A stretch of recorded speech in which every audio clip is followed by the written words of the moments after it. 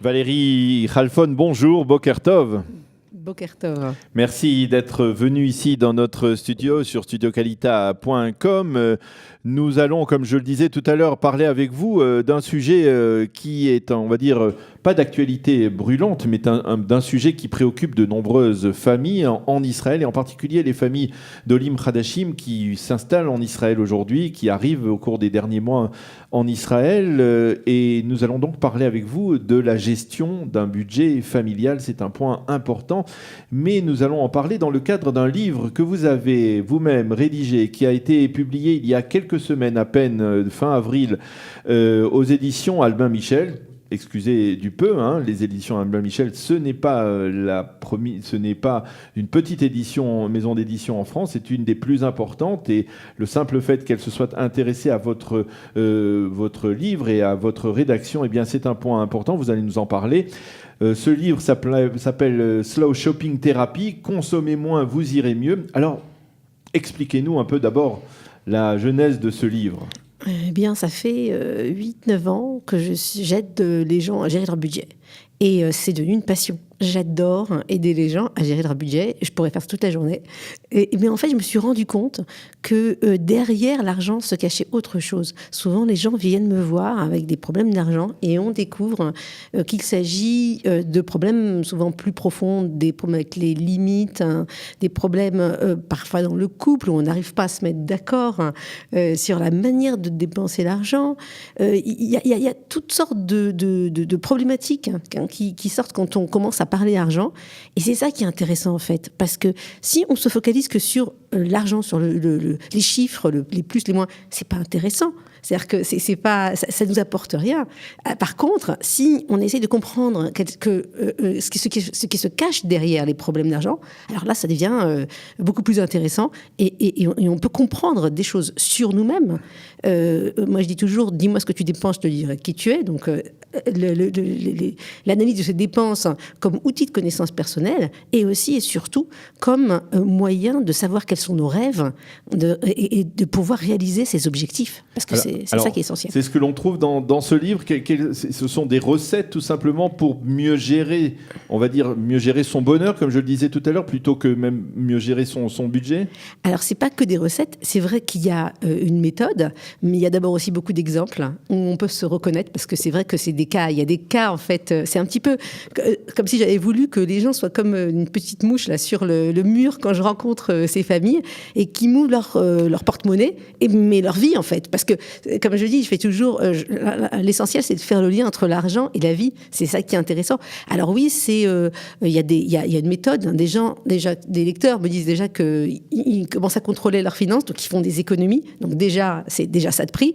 Mais aussi, quelqu'un m'a dit, mais moi, j'ai compris que c'est moi qui décide de la manière de gérer mon argent. C'est pas les multinationales, c'est pas la pression sociale, c'est moi qui décide. Parce qu'il faut pas oublier que tous les matins, il y a des millions de gens de par le monde qui se lèvent avec une seule idée en tête. Comment nous faire dépenser plus notre argent ? Comment nous faire sortir de l'argent de notre porte-monnaie ? Donc, si nous, on fait rien, eh ben, c'est clair qu'on risque de... Alors justement, comment faire face justement à cette offensive massive des instituts de consommation, de la politique de consommation dans laquelle nous évoluons ? Alors, comment faire face ? D'abord, avoir des objectifs, se fixer des objectifs. Parce que si, par exemple... Aujourd'hui, en plus, on a une possibilité de consommer. On peut consommer de chez soi, on n'a plus besoin d'aller dans les magasins. On peut acheter par Internet. Enfin, c'est ce que font de plus en plus de gens. Donc, on peut complètement... on peut mieux gérer. Non, c'est un piège. Ça peut être un piège aussi. Parce que si on est tout le temps tenté par Internet d'acheter, c'est encore... Une autre forme d'achat. Complètement. Donc, on est déjà un petit peu... Enfin, ça devient de plus en plus compliqué. Mais c'est vrai que si, par exemple, on va dans un supermarché, on est ébloui, on va dire, par la profusion de produits, on va dire les soldes, les promotions des différents produits, et qu'on est tenté d'acheter, ce qui n'est pas le cas, par exemple, si on fait ces achats, on va dire, ces achats quotidiens ou réguliers sur Internet. Alors oui, dans des supermarchés online. Oui, ça peut être une solution. d'accord. C'est vrai que ça peut être une solution, mais souvent, Internet, ça peut être aussi un souci parce qu'en fait, on est tout le temps tenté. C'est-à-dire, on ouvre son ordi. D'ailleurs, il se rappelle des recherches qu'on a faites, donc qui vous les remet. Hein, vous avez fait une recherche pour, je sais pas, pour partir en vacances, et puis alors tout le temps, vous avez des petites pubs sur le côté parce qu'il s'est rappelé. Celui qui utilise un ordinateur sait que c'est exactement comme ça, hein. Que Google contrôle beaucoup même nos pensées. Ah ben complètement. Et donc, ce qui manque souvent aux gens, c'est une réflexion. C'est-à-dire que ils sont tentés parce qu'ils sont tentés. Donc on a tout le temps des sollicitations.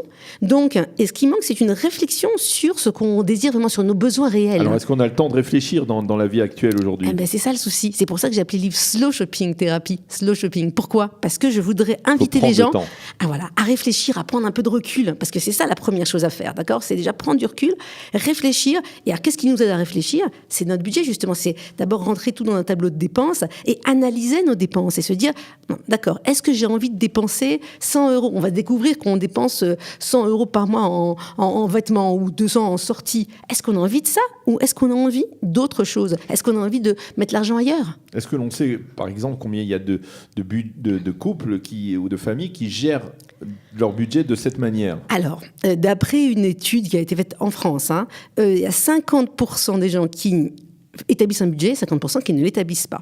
Alors moi, personnellement, quand je rencontre des familles, très souvent, je leur demande, vous savez combien vous dépensez en alimentation par mois ? Je pose la question, comme ça. Est-ce que vous avez une idée ? Eh ben, la plupart du temps, les gens n'ont aucune idée. Ils ne savent pas du tout combien ils dépensent.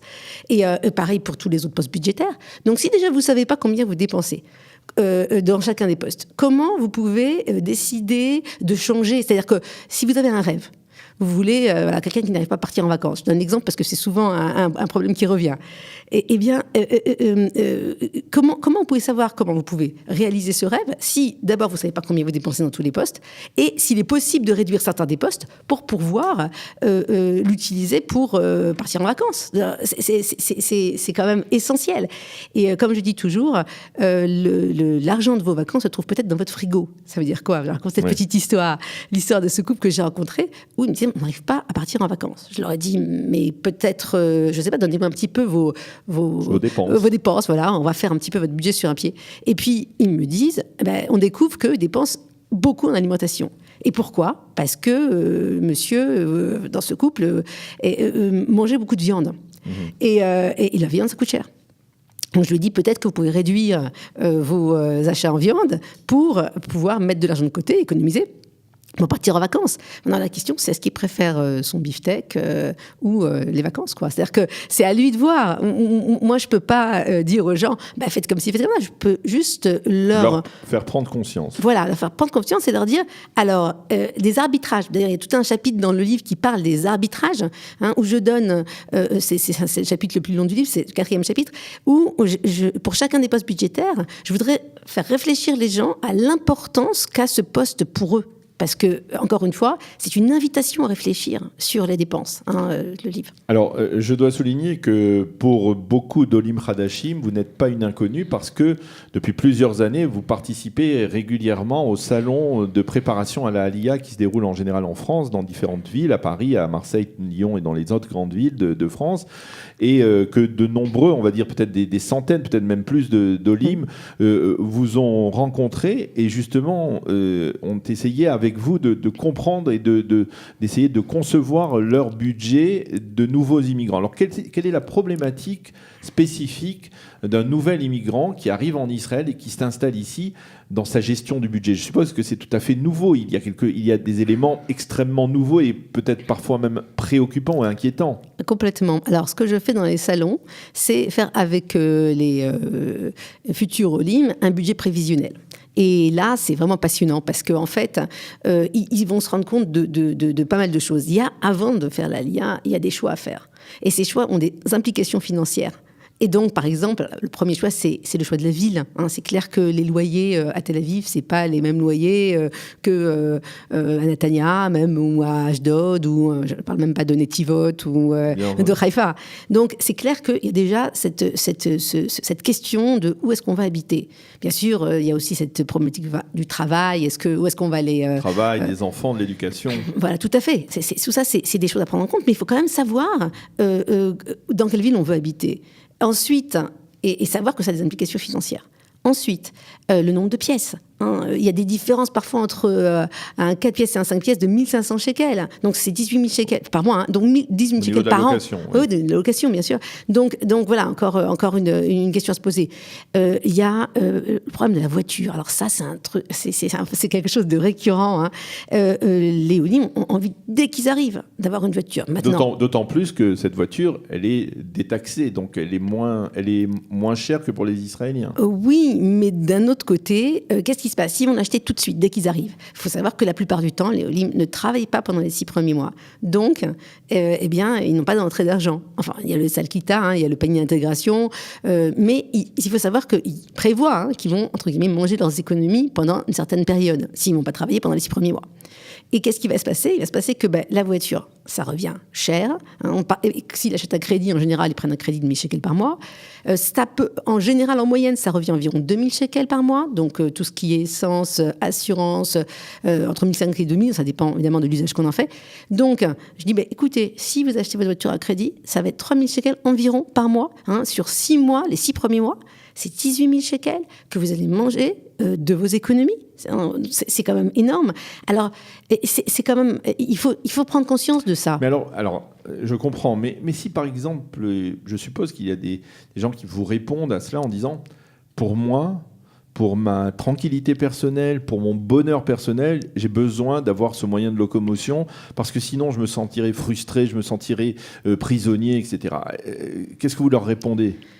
Déjà, pratiquement, ce qui est bien, ce que je propose, c'est d'essayer au début de s'installer à côté des bus, dans un endroit central, et de voir si ça leur manque d'abord, cette voiture. Si ça se trouve, ça leur manque pas du tout. Il faut vraiment que parfois les distances sont pas énormes.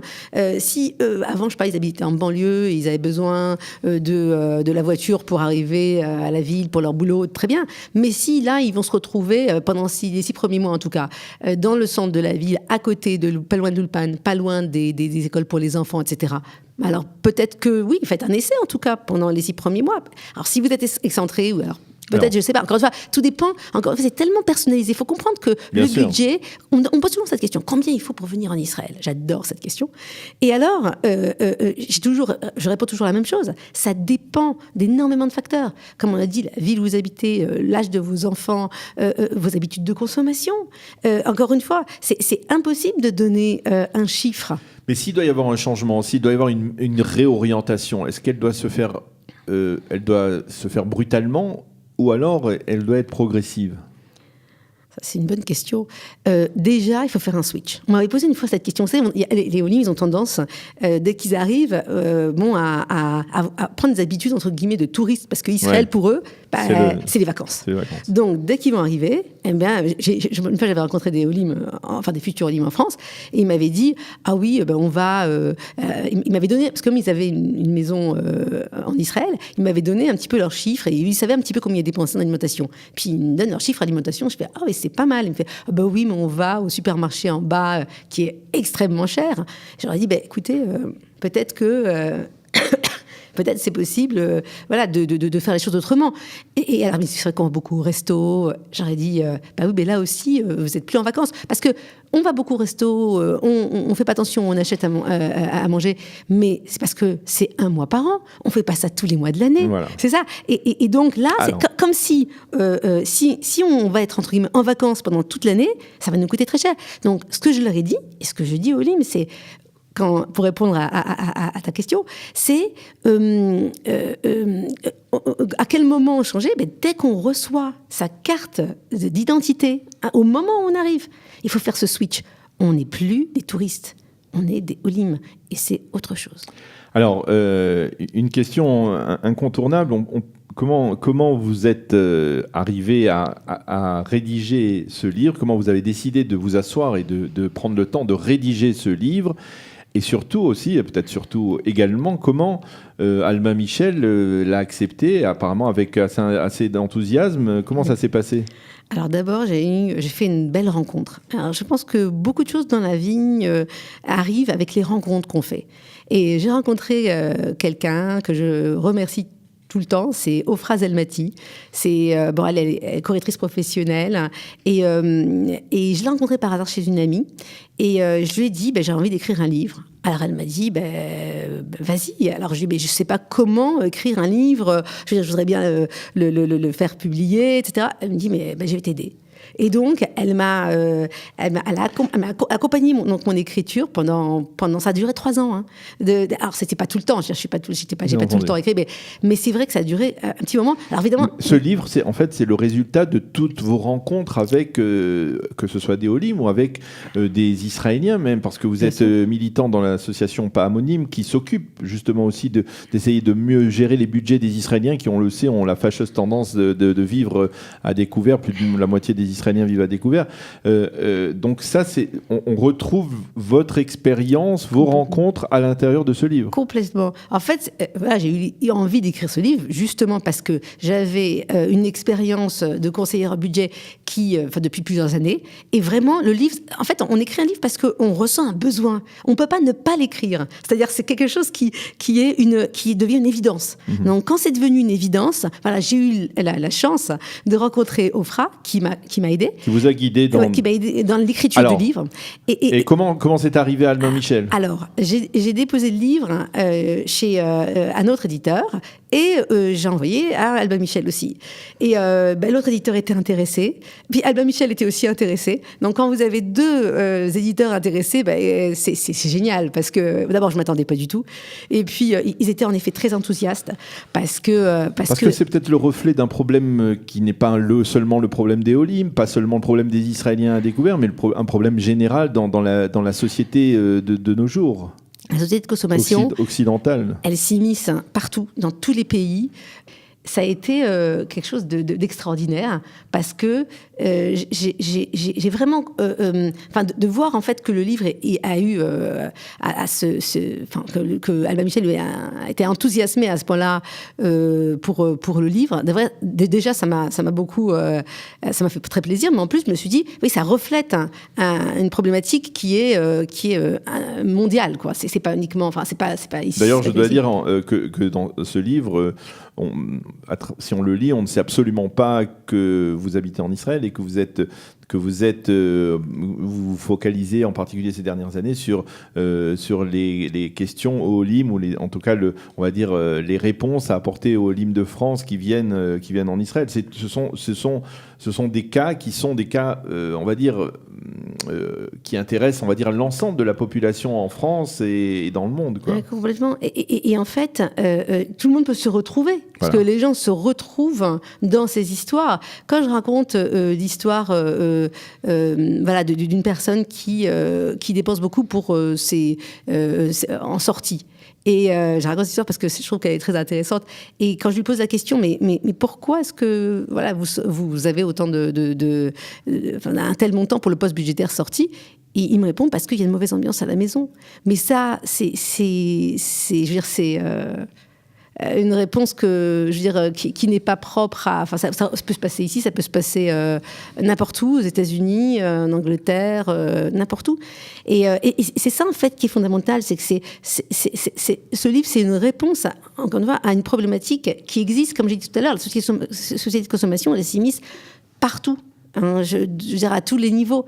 Ce qui me fait très plaisir aussi, c'est d'avoir ce feedback positif de gens qui ont lu le livre et qui me disent « j'ai commencé à faire des économies, je prends mon budget en main ». Contrôler son budget, c'est contrôler sa vie.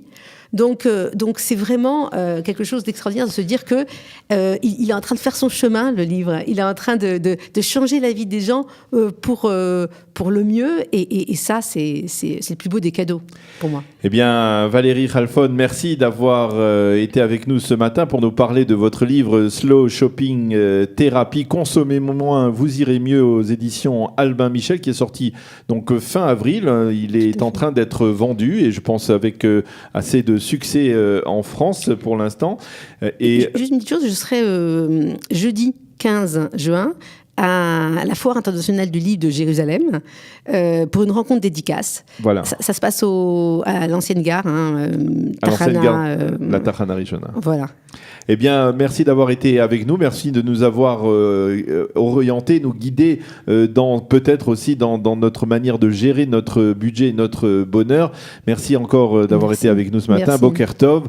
Voilà, c'est la fin de cette